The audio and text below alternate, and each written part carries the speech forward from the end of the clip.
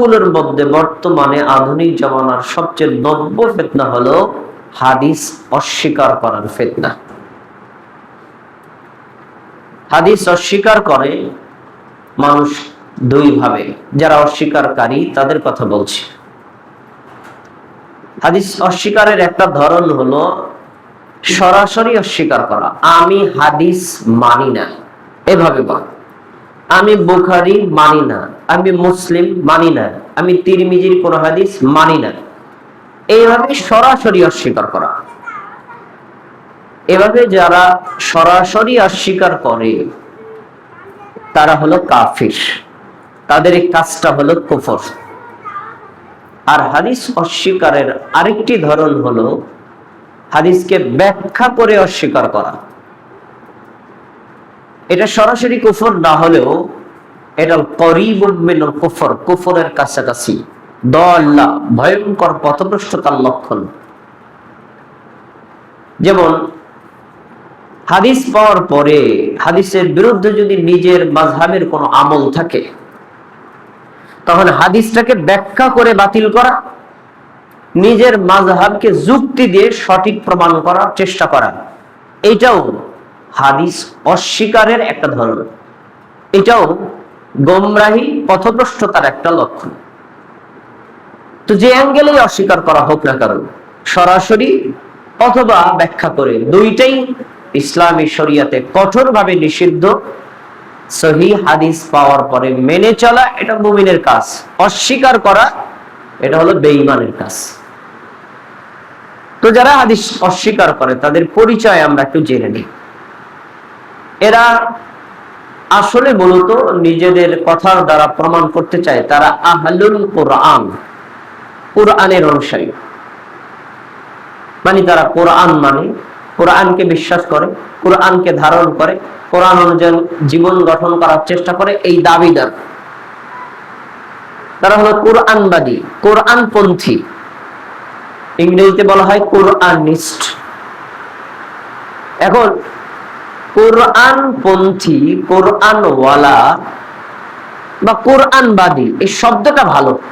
আহলুল কোরআন, কোরআনের অনুসারী, কথাটা ভালো। কোরআন তো প্রত্যেক মুমিনের বিশ্বাস করা, মেনে চলা ফরজ। ওই অর্থে তারা একটা ফরজ কাজ করতেছে। যদি তারা এই অর্থেই থাকতো তাহলে এটা চমৎকার ছিল। কিন্তু এই কোরআন মানার বিপরীতে তারা হাদিসকে অমান্য করে।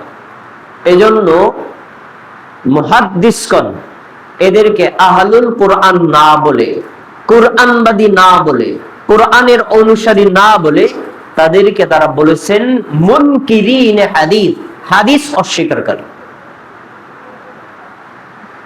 তারা হাদিস অস্বীকার করে। তাদের দাবি হলো, তারা বলে যে দ্বীনের জ্ঞানের মূল উৎস শুধু কোরআন, আর কোনো উৎস নেই।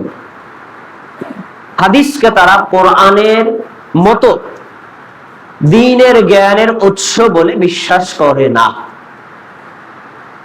তারপরে তাদের দাবি হলো কোরআনই যথেষ্ট। কেন? আল্লাহ তাআলা নবী সাল্লাল্লাহু আলাইহি সাল্লামকে পাঠিয়েছেন আল্লাহর সংবিধান কোরআন দেওয়ার জন্য। 23 বছর পর্যন্ত কোরআন অবতরণ হয়েছে, অবতরণ শেষ, আল্লাহ নবীকে নিয়ে গেছেন।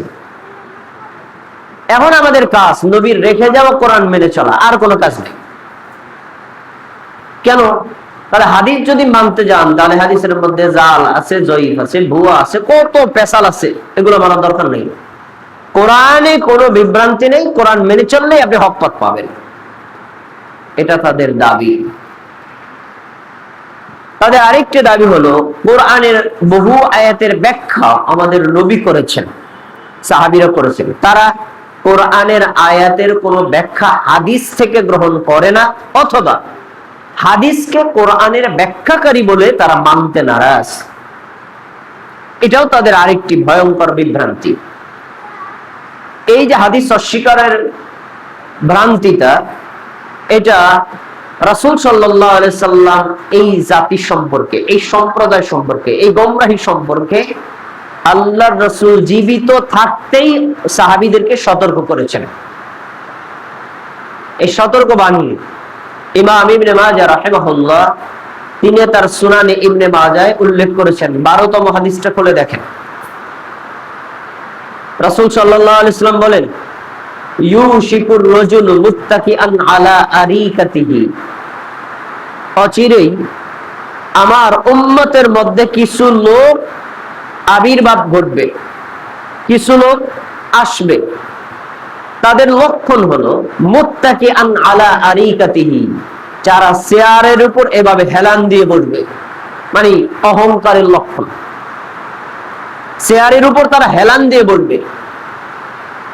ওই হেলান দানকারী ব্যক্তির সামনে যখন ইউহাদ্দিসু বিহাদিসিন মিন হাদিসি, আমার কোন উম্মত আমার পক্ষ থেকে একটা হাদিস তাকে পড়ে শোনাবে, হাদিস থেকে বয়ান করবে, তখন সে বলবে ফায়াকুলু, ওই চেয়ারে হেলান দেওয়া লোকটা বলবে, বাইনানা ওয়া বাইনাকুম কিতাবুল্লাহ। হাদিস আবার কি? হাদিসের কথা শোনাও কেন? তোমাদের এবং আমাদের মাঝখানে তো আল্লাহ এবং আল্লাহর নবীর রেখে যাওয়া আল্লাহর কিতাব কোরআন আছে। কোরআন থাকতে আবার হাদিস দরকার কি? কোরআনেই তো আমাদের জন্য পূর্ণাঙ্গ, কোরআনেই তো আমাদের জন্য চূড়ান্ত, আবার হাদিসের দরকার কি? কোরআন আছে না, এরপর কি বলবে? ফামা ওয়াজাদনা ফীহি মিন হালালিন ইস্তাহলাল্লাহ, ওই আল্লাহর কিতাব কোরআনের মধ্যে আমরা যা হালাল হিসেবে পাবো তাই আমরা হালাল হিসেবে গ্রহণ করব।